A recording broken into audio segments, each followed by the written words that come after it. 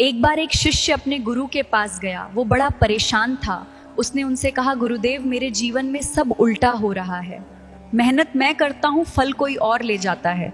अच्छे लोगों के साथ बुरा हो रहा है और बुरे लोग मजे में हैं। आखिर ये संसार किस नियम से चल रहा है? गुरु मुस्कुराए।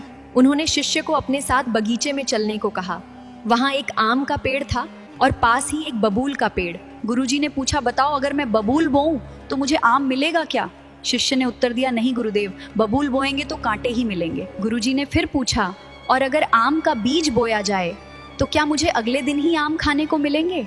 शिष्य ने जवाब दिया, नहीं गुरुदेव, आम पाने के लिए तो लंबा समय लगेगा। पहले बीज से पौधा बनेगा, पौधा बड़ा हो, पेड़ बनेगा, तब कहीं जाके उस पर फल लगेंगे।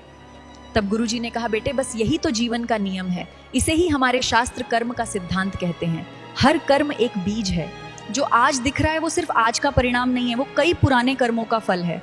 और जो आज तुम कर रहे हो उसका फल आगे जाके मिलेगा। भाइयों और बहनों, हमारी सबसे बड़ी भूल क्या है?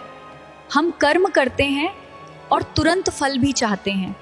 यही अधीरता दुख का कारण बनती है। भगवत गीता में भगवान श्री कृष्ण ने कहा है, कर्मण्येवाधिकारस्ते मा फलेषु कदाचन। अर्थात तुम्हारा अधिकार केवल कर्म पर है, फल पर नहीं। अब इसका मतलब ये नहीं कि फल मिलेगा ही नहीं। मतलब ये है कि फल का निर्णय केवल तुम्हारी इच्छा से नहीं, बल्कि कर्म, समय, परिस्थिति और ईश्वर के न्याय से होता है। अगर किसान आज बीज बोकर कल ही फसल मांगने लगे तो क्या ये बुद्धिमानी है? नहीं।